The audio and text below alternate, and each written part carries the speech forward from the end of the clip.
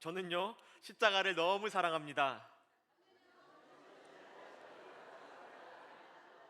예, 다시 한번 인사할 때요, 이번에는 저도요, 십자가를 너무 사랑합니다. 아멘. 정말이시죠? 우리의 매일 같은 고백이 되시기를 소망합니다. 오늘은 예수님께서 예루살렘에 입성하신 종려 주일입니다. 예수님은 왕으로 환호를 받으시고 또 종려나무 가지가 깔린 길을 지나면서 예루살렘으로 들어가셨습니다.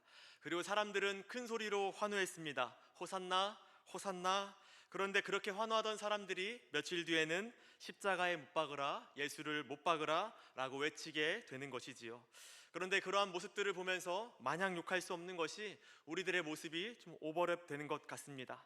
우리도 정말 열심히 섬기고 기뻐 찬양할 때가 있지만 어느 순간 무언가 틀어질 때 하나님을 돌이킬 때가 얼마나 많은지 모릅니다. 종려주일은 바로 우리들의 이런 모습을 돌아보는 시간이기도 합니다. 또한 다시 한번 예수님께서 그럼에도 불구하고 이 땅에 왜 오셨는지, 예루살렘에 들어가신 그 진짜 목적이 무엇이었을까 다시 한번 생각하는 날이 되기를 바랍니다. 특별히 내일부터 고난주간이 시작되죠. 다시금 십자가 앞에서 예수님께서 이 땅에 왜 오셨고 또 무엇을 이루셨는가, 그리고 그 사건이 우리 신자들에게 어떠한 영향을 끼치고 있는가, 그 은혜를 깊이 묵상해야 할 것입니다. 누군가는 이런 말도 하는 걸 들었습니다. 교회뿐은 아닙니다. 이상하다, 그리스도인이 고난주간이고 부활주일이고 이럴 때만 십자가를 찾고 묵상하는 게 이상하다고 말하는 분이 있었습니다. 그런데 사실 분주한 우리들의 일상과 또 우리들의 연약함 때문에 이러한 때라도, 교회가 외치면서 십자가를 묵상하자고 말할 때 그런 때라도 우리가 십자가를 바라보면서 내가 십자가를 결코 잊지 않겠노라고 결단하는 것은 참으로 유익한 일이라고 생각합니다. 교회의 특별한 절기들은요, 이럴 때만이라도 굳이 참여할 만한 가치가 있는 것입니다. 4월의 시작, 이 종려주일에 우리가 다시 한번 이 십자가의 은혜를 마음속에 깊이 묵상하는 시기가 되기를 원합니다. 제가 질문 한번 드리겠습니다. 우리가 이 십자가를 사랑하는 이유가 대체 무엇일까요? 한번 속으로 잠깐만 생각해 보시겠습니까? 아마도 십자가가 말도 안 되는 하나님의 사랑과 은혜의 현장을 잘 보여주기 때문이라고 생각합니다. 그리고 더 감격스러운 사실은 그 사랑의 대상이 바로 우리라는 것 때문에 더 감격스러운 것이지요. 이 십자가와 십자가에 나오는 이 십자가의 복음이 아무리 묵상하고 또 묵상해도 과연 어디에 이보다 더 큰 사랑이 있을까? 라면서 감격하게 되는 것 같습니다. 그래서 오늘 말씀을 통해서 그저 주님께서 주신 그 은혜, 그리고 그 은혜에 흠뻑 빠질 때 누릴 수 있는 십자가의 자유함에 대해서 조금 다루도록 하겠습니다. 갈라디아서는 사도 바울이 작성한 편지죠. 예수님을 만나고 회심 후에 1차, 2차, 3차 그 남은 평생을 선교에 힘쓰고 교회를 세우는 일에 힘쓰며 살아갔던 사도 바울입니다. 그리고 그 시작은 바로 그리스도인을 핍박하러 가는 그 길에서 주어진 빛이었습니다. 빛을 만난 그 사건 이후로 사울은 바울로서 완전히 다른 삶을 살게 되는 거죠. 이게 바로 복음이죠. 완전히 뒤바뀌는 사건, 주님 만나고 달라지는 사건, 그것이 바로 복음입니다. 그리고 갈라디아서 2장 20절을 보시면은 이렇게 말씀합니다. 내가 그리스도와 함께 십자가에 못 박혔나니 그런즉 이제는 내가 사는 것이 아니요 오직 내 안에 그리스도께서 사시는 것이라.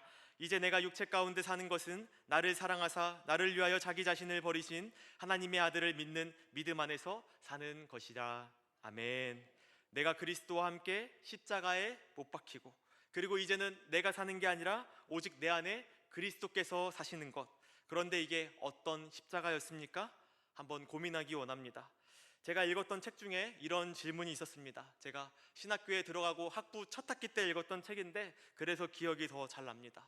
당신은 십자가를 알고 있는가? 라고 질문을 하더라고요. 알고 있다면 그것이 알고 있다는 착각이진 않는가? 라고 묻는 겁니다. 아니, 그래도 내가 교회를 얼마나 다녔고 또 신학교까지 올 정도인데 나한테 십자가를 물어보나? 좀 낯선 질문이었습니다. 그런데 막상 그렇게 물어보니까 내가 진짜 알고 있는 게, 제대로 알고 있는 게 맞나? 하고 신경은 쓰이기 시작하더라고요. 사랑하는 성도 여러분, 여러분들은 십자가가 어떤 의미인지 잘 알고 계십니까? 한번 고민해 볼 필요는 있는 것 같습니다. 어쨌든 다시 이 책으로 돌아가서 막상 우리가 십자가를 생각하면 두 가지의 모습이 함께 떠오른다고 말하고 있습니다. 우리가 이렇게 말씀을 통해서 십자가를 읽을 때는 뭔가 우리를 구원한 십자가, 그리고 예수님이 달리신 그 십자가를 떠올립니다. 하지만 일상에서는 어떤 십자가를 떠올리고 있는가? 뭔가 화려하고 성스러운 십자가의 이미지를 뭔가 먼저 떠올리고 있지는 않는가라고 말하고 있는 것입니다. 예를 들면 우리가 밖에 나가서 보이는 네온 사인으로 빛나고 있는 그런 화려한 십자가들 흔히 볼 수 있죠. 그리고 또 액세서리로서의 십자가들이 있습니다. 십자가 귀걸이 또는 십자가 목걸이, 액세서리로서의 아름다운 십자가입니다. 어떻습니까? 그러한 십자가를 생각할 때 부담이 없고요, 기분이 좋고요, 사랑스럽습니다. 그리고 가지고 싶은 십자가가 되는 것입니다. 어쩌면 이런 것들이 우리가 평소에 떠올리는 십자가의 모습인지 모릅니다. 무언가 성스럽고 가지기에는 부담 없고 사랑스럽고, 그리고 만약에 내가 가지고 있다면 기분이 좋은 그런 이미지인 거죠. 그리고 너무 사랑하고 싶고 사랑하기 너무 쉬운 그런 십자가입니다. 그런데 최근 과연 초대교회 성도들이 봤던 십자가도 그러했을까라고 질문하는 겁니다. 그들에게 십자가는 어떤 모습이었겠습니까? 늘 누군가가 매달려 있는 십자가, 아니면은 사람은 내려오고 피에 잔뜩 젖어 있는 십자가, 가까이에게는 너무 부담스러운 십자가였던 겁니다. 그리고 과연 그러한 상황에서도 누군가가 나는 십자가를 정말로 사랑한다 라고 쉽게 말할 수 있겠는가? 라고 질문하는 것입니다. 오히려 그들이 봤던 십자가는 사랑할 만한 어떤 것은 아니었죠. 로마인들조차도 너무 혐오스럽고 비인간적이어서 가까이 하고 싶지 않은 게 바로 십자가의 모습이었습니다. 피가 묻어 있고 아무 힘도 없는, 다 힘이 빠져버린 사람이 매달려 있거나 아니면은 죽은 채로 매달려 있는 그러한 십자가, 과연 누가 좋아할 수 있겠는가? 하지만 그럼에도 불구하고 우리에게 있어서 십자가는 어떤 의미입니까? 구원과 축복의 상징인 것이지요. 그러므로 오늘 우리가 말씀을 통해 기억해야 할 첫 번째는 십자가의 복음은 저주가 축복이 된 사건이다 라는 것입니다. 오늘 말씀을 보니까 유대인들에게 있어서 십자가는 어떤 것이었습니까? 바로 저주의 상징이었습니다. 우리가 좋아하는 그런 기분 좋고 가지고 싶은 십자가가 아니라 십자가는 저주의 상징이었습니다. 신명기 말씀에 나무에 달린 자마다 저주를 받았다라는 말씀이 있습니다. 그리고 유대인들은 모세 오경을 달달 외우고 있기 때문에 이 유대인들에게 있어서 십자가에 달린다는 것은 그야말로 저주 그 자체였습니다. 그러므로 십자가는 무엇입니까? 저주의 십자가인 거죠. 그래서 종교 지도자들은 메시아라고 불리는 예수를 반드시 십자가에 매달리게 하기 위해서 얼마나 애썼는지 모릅니다. 이것 봐라, 너희들이 메시아라고 말하는 그 예수가 나무에 달려있다, 어떻게 우리의 메시아가 될 수 있겠는가? 라고 말하고 싶은 겁니다. 그리고 그 사실은 예수님도 잘 알고 있었습니다. 나무는 저주의 상징, 죽더라도 굳이 십자가에 매달려서 저주받은 자, 메시아가 아니라 그는 저주받은 자라고 오해를 굳이 만들 필요는 없었을 것 같은데 하는 생각이 듭니다. 그럼에도 예수님은 다 알면서 어디에서 돌아가셨습니까? 십자가에 매달려 돌아가신 거죠. 우리 13절 말씀 함께 읽도록 하겠습니다. 그리스도께서 시작. 그리스도께서 우리를 위하여 저주를 받은 바 되사 율법의 저주에서 우리를 속량하셨으니 기록된 바 나무에 달린 자마다 저주 아래에 있는 자라 하였습니다. 그리고 우리 10절 말씀도 함께 읽도록 하겠습니다. 10절 말씀 시작. 무릇 율법 행위에 속한 자들은 저주 아래에 있나니 기록된 바 누구든지 율법 책에 기록된 대로 모든 일을 항상 행하지 아니하는 자는 저주 아래에 있는 자라 하였습니다. 아멘. 사실 십자가만의 문제는 아니죠. 성경을 보니까요, 율법 행위에 있는 모든 자들이 다 저주 아래에 있다라고 말씀하고 있습니다. 그리고 율법책에 기록된 대로 모든 것을 행하지 아니하는 자 또한 당연히 모두 저주 아래에 있다라고 말하는 것입니다. 그러면 결과는 어떻습니까? 즉 우리 모두는 저주 아래에 있다라고 말하는 것이죠. 나무에 매달리고 말고를 떠나서 그냥 우리 모두가 다 저주 아래에 있는 상태였다라고 말하고 있는 것입니다. 그렇다면 예수님께서 대체 왜 굳이 그 저주의 상징인 나무에 달려서 돌아가신 이유가 무엇이겠습니까? 왜냐하면 그리스도께서 우리를 위하여 저주를 받은 바 되사 율법의 저주에서 우리를 속량하셨다라고 말씀하시는 것입니다. 그러한 저주 아래에 있는 우리들을 해방시키셨고 자유하게 하셨다, 이것입니다. 할렐루야. 그것이 예수님께서 십자가에 매달리신 이유입니다. 그러므로 이 자리에 있는 우리들에게는 이러한 인식이 필요합니다. 따라해 보십시오. 나는 자유함을 얻었다. 아멘. 그러므로 사랑하는 성도 여러분, 자유함을 누리십시오. 아무것도 우리들을 올가맬 수 없습니다. 우리 14절 말씀도 함께 보도록 하겠습니다. 이는 그리스도 예수 안에서 아브라함의 복이 이방인에게 미치게 하고 또 우리로 하여금 믿음으로 말미암아 성령의 약속을 받게 하려 함이라. 아멘. 의롭다함을 받은 아브라함의 복이 우리에게도 있게 하려고 그렇게 하셨다는 것입니다. 너희들은 의롭다. 너희들의 죄가 용서받았다. 그러므로 너희가 이제는 성령을 따라 살게 될 것이다 라고 말씀하는 것입니다. 우리 다시 한번 고백해 볼까요? 우리 그리스도인들에게는 우리 그리스도인에게들은 저주가 없습니다. 저주가 없습니다. 우리는 우리는 자유합니다. 자유합니다. 아멘. 우리가 자유함을 얻었다는 것, 그것이 바로 복음입니다. 그런데 말씀을 보니까 우리가 무엇으로부터 자유함을 얻었다고 말하는 것입니까? 율법의 저주에서 우리를 속량하셨다라고 말씀하는 것이지요. 그러므로 우리가 어떠한 자유함을 얻었는가 알기 위해서는 율법의 저주에 대해서 조금 더 살펴볼 필요가 있는 것입니다. 그럼 한 가지 질문하겠습니다. 우리는 은혜로 말미암아 구원함을 얻었기 때문에 율법은 더 이상 지키지 않아도 되는 것입니까? 한번 나름대로의 답이 있을 것 같아요. 할 수 있는 만큼만 지키면 될까요? 아니면 우리는 자유하기 때문에 지키고 안 지키고는 우리의 자유함이 되는 것입니까? 복잡한 문제일 수도 있을 것 같습니다. 먼저 하나님께서 우리를 창조하실 때 하나님의 형상을 우리에게 주셨습니다. 나의 자녀인 것을 티내려고 닮게 만드셨다, 이런 느낌이 아니라 정말로 하나님의 어떠하심을 닮아가기를 원하셨던 것이지요. 내가 거룩하니 너희들도 거룩하라 라고 말씀하셨던 그것처럼 말입니다. 그리고 하나님께서 우리와 언약을 맺으셨습니다. 그리고 이 언약에는 당연히 조건이 있습니다. 그것이 바로 율법인 것이지요. 하나님의 어떠하심과 우리를 향한 뜻이 계시되어 있는 것이 바로 율법입니다. 그리고 로마서 7장 12절을 보시면요, 율법은 거룩하고 계명도 거룩하고 의로우며 선하도다 라고 말합니다. 그러므로 율법은 어떤 것입니까? 선한 것. 그리고 이 율법은 순종과 불순종이 뚜렷한 것입니다. 고의로 살인이 나면 어떻게 됩니까? 무기징역 또는 사형이 구형됩니다. 그리고 우리가 하고 있는 그 법들이 얼마나 무거운 법인가를 알기 위해서는 어떤 벌이 따라오는가 그것을 볼 필요가 있죠. 그런데 율법을 지키지 아니하면 죄, 그리고 잘 아시다시피 죄의 삭은 사망인 것입니다. 즉 순종과 불순종이 엄청 뚜렷한 것, 그것이 율법. 그리고 지키지 않으면 사망, 그것이 율법입니다. 그러므로 우리는 기록된 대로 모든 일을 항상 지켜야 합니다. 심지어 외식도 안 되고요, 진심으로 지켜야 합니다. 주 5일, 주 6일제도 없고요, 항상 지켜야 한다라고 말씀에 나오는 거죠. 이 율법으로 인하면요, 어제까지 우리가 잘 지켜왔어요. 평생을 응애할 때부터 지금까지 잘 지켰어도 오늘 한순간 지키지 못하면 그것은 불순종. 우리가 할 수 있고 없고 이것이 중요한 것이 아니라 율법은 우리가 그냥 지켜야 하는 것, 그리고 지키지 못하면 죄의 삭은 사망인 것입니다. 이런 말을 우리가 많이 합니다. 저는 성향상 그것은 못합니다. 쉬지 말고 기도하라, 저는 기도 좋아해서 그것은 할 수 있어요. 이건 어떻게든 쉬지 말고 기도할 수 있겠는데 원수를 사랑하라, 저는 그거는 도저히 못하겠습니다. 할 수 있죠. 저는 그래도 사랑하라면 좀 할 수 있겠는데 제 기질이 말씀 읽고 기도하라고요, 예식에 맞게 예배하라고요, 이런 거는 도저히 못할 것 같습니다. 그런데 율법에는 그런 게 안 통한다는 것입니다. 기질이고 상황이고 처한 특수한 상황들 아무것도 안 통하고요, 율법은 그냥 우리가 꼭 해야 하는 것, 그것이 바로 율법이었습니다.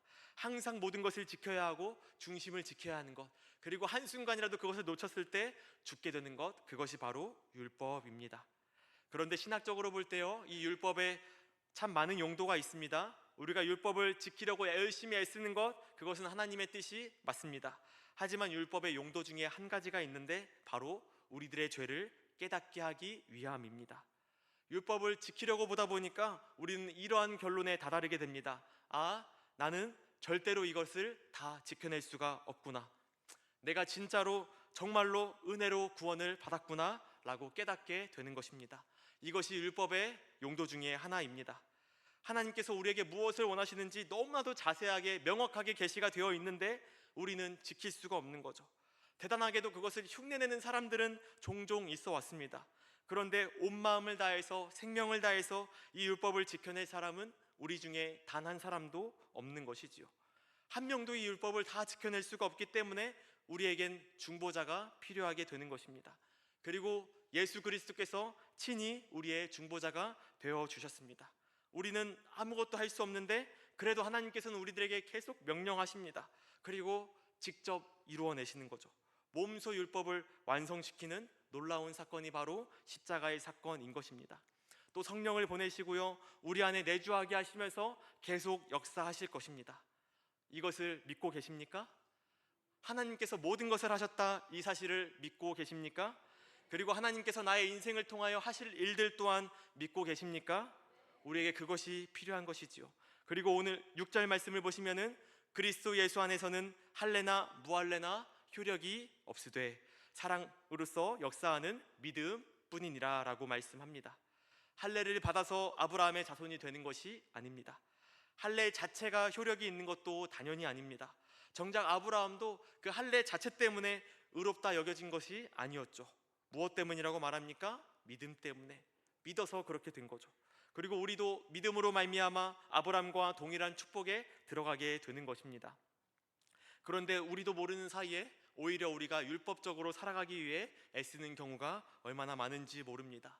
그 율법으로 인해서 나를 올가매고 또 우리 공동체를 막 올가맬 때도 있습니다. 정작 율법 아래에서는 그 누구도 자유할 수 없는데 우리는 왜 이렇게 이 십자가의 복음과 멀어져서 다른 것들에 믿음이 흔들리고 마음이 흔들리는지 모르겠습니다. 사랑하는 성도 여러분, 그러므로 우리가 십자가의 복음을 떠올리면서 이 율법에 대해서는 죽으시기를 진심으로 축복합니다. 율법으로는 우리가 도저히 의롭게 될 수가 없습니다. 우리는 오직 믿음으로 사는 것이지요. 그리스도께서 우리를 위하여 저주를 받은 바 되사 율법의 저주에서 우리를 속량하셨다. 우리는 자유하다. 우리는 이제 그 어디에도 매여 있지 않다. 내가 매여 있다면 오직 그리스도께 묶인 자, 우리는 자유하다. 이것이 우리가 가지고 있는 십자가의 복음입니다. 그리고 하나님께서 우리를 자유하게 하신 것은 우리가 진정으로 자유함을 느끼고 누리길 원하신다는 것도 믿으시기를 바랍니다. 사랑하는 성도 여러분, 우리는 그리스도로 말미암아 자유하게 되었습니다. 그렇다면 이러한 십자가의 복음 앞에서 우리는 어떠한 반응을 보여야 합니까? 첫째로 율법에 대해서 죽으셔야 합니다. 그리고 율법에 대해서 죽는다는 것은 나에게뿐만 아니라 다른 이를 향하여서도 죽는 것을 의미합니다. 우리가 이 복음을 받아들이고 크게 두 가지의 모습을 띠는 것 같아요. 첫째는 이 율법 행위에 오히려 더 집착하는 케이스가 있습니다. 그리고 두 번째는 율법은 우리가 어차피 지키지 못하는 것이기 때문에 방종의 태도로 일관하는 반응도 있습니다. 율법 행위에 매이는 자들은 어떻게 합니까? 오늘 말씀처럼 그리스도인이 되었음에도 불구하고 여전히 할례 받아야 할 것을 강조합니다. 같은 그리스도인에도 불구하고 할례를 받은 자들이 할례 받지 않은 자들과 겸상도 하지 않은 채 차별하는 문제들이 있어 왔던 겁니다. 그리고 사도 바울은 이를 무엇이라고 말합니까? 다른 복음이다. 십자가의 복음이 아니라 다른 복음이다. 어떻게 예수를 믿는다고 말하면서도 할례도 받지 않을 수가 있는 거지? 저거는 그리스도인도 아니야. 여전히 이렇게 율법에 매여 있는 겁니다. 할례뿐이겠습니까? 우리가 함께 신앙생활하는 그리스도인들을 인정하지 않는 대부분의 경우가 마찬가지입니다. 내가 저 사람의 과거를 다 알고 있는데 저런 사람이 어떻게 집사라고 말할 수 있겠어? 저런 사람이 어떻게 그리스도인이라고 말할 수 있겠어? 새벽에도 안 나오던데, 혹은 나오지도 않다가 이렇게 특별 절기 때만 나오는 게 어떻게 직분자라고 할 수 있겠어? 이렇게 누군가를 판단하고 평가할 때, 혹은 나오지도 않다가 갑자기 변화돼서 저렇게 뜨거운 척하고 성격도 괴팍하면서 무슨 집사야, 그리스도인이야? 라고 평가할 때 그것이 우리가 율법에 매여 있다는 증거입니다. 할례 받지 않으면 아브라함의 자손이 아니라고 말하는 것과 비슷한 맥락인 것이지요. 우리 갈라디아서 3장 28절과 29절 함께 읽도록 하겠습니다. 시작. 유대인이나 헬라인이나 종이나 자유인이나 남자나 여자나 다 그리스도 예수 안에서 하나이니라. 너희가 그리스도의 것이면 곧 아브라함의 자손이요 약속대로 유업을 이을 자니라. 아멘. 그래서 오늘 제가 말씀드리고 싶은 것은 율법을 신경 쓰지 마라 이런 것이 아닙니다. 율법의 행위나 특정한 조건에 집중하는 것이 아니라 오늘 정말 말씀드리고 싶은 것은 우리가 받은 은혜에 집중하자는 것입니다. 그러므로 십자가의 복음을 받아들이는 우리들의 태도 두 번째는 따라해 보십시오. 오직 은혜에 집중해야 된다. 은혜에 집중해야 된다. 맞습니다. 그러므로 십자가의 복음을 받아들이는 우리들은요, 은혜에 집중하셔야 합니다. 예수님께서 저주를 풀으셨기 때문에 이제는 내가 은혜 아래에 있다. 이것을 굳게 믿으면서 신앙생활하는 것입니다. 우리를 살리시고 가만 보면 신앙생활할 때 너무 과한 것들을 요구하시는 것 아닌가 할 수도 있습니다. 하지만 그것은 우리가 해야 할 게 많아진 것이 아니라 더 큰 은혜가 우리에게 주어진 것입니다. 사도 바울은 또 이렇게 고백합니다. 로마서 7장 24절과 25절에서 오라 나는 곤고한 사람이로다. 이 사망의 몸에서 누가 나를 건져내랴. 우리 주 예수 그리스도로 말미암아 하나님께 감사하리로다. 아멘. 왜냐하면 우리들에게는 공고함은 있을 수도 있죠. 하지만 더 이상 저주는 없기 때문에 사도 바울도 이렇게 고백하는 겁니다. 내가 공고합니다 라고 말하다가 즉각 하나님께 감사하다고 반응하는 것입니다. 이게 바로 우리 그리스도인들의 삶이지 않습니까? 삶을 살면서 잠시 곤고할 수 있죠. 하지만 저주는 없습니다. 그러므로 우리는 다시 감사할 수 있는 것입니다. 내가 속으로는 하나님의 법을 즐거워하는데 실제로는 아무것도 할 수 없는, 그런데 내게 능력 주시는 자 안에서 모든 것을 할 수 있다. 이것이 바로 우리가 가진 복음이고 은혜이고 내가 누리고 있는 자유인 것입니다. 무엇입니까? 능력 주시는 자 안에서 다 할 수 있다. 이것이 복음인 거죠. 출애굽 백성들도 보면요, 믿음이 없을 때는 홍해를 다 갈라놓고 한번 건너보라고 말하는 것입니다. 그런데 믿음이 생기면요, 요단강을 발을 내디딜 때 그때서야 강이 갈라지기 시작하는 겁니다. 그 믿음에 맞게 다 하나님께서 일하십니다. 우리의 부족한 부분들이요, 또 상대의 그런 부족한 부분들이요, 그 믿음이 진짜이기만 하다면 하나님께서 만들어 가실 것이고 또 하나님께서 일하실 것입니다. 그걸 믿지 못하면 율법을 지키긴 지켜야 하는데 도저히 지킬 수는 없고 할 수 있는 만큼만 하게 되는 것입니다.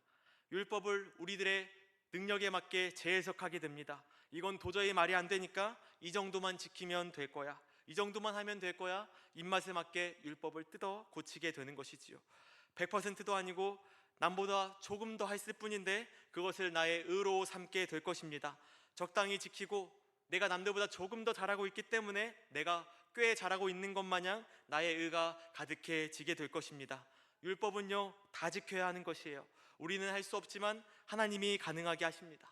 그래서 말씀은 그냥 그대로 두고 안 되면 안 되는 대로 하나님께 매달려야 할 일인 것이지요. 그렇다고 내 힘으로 막 이것저것 해봐야 또 은혜가 안 됩니다. 그렇게 해서 이루어내면 나의 자랑이 될 뿐인 것이지요.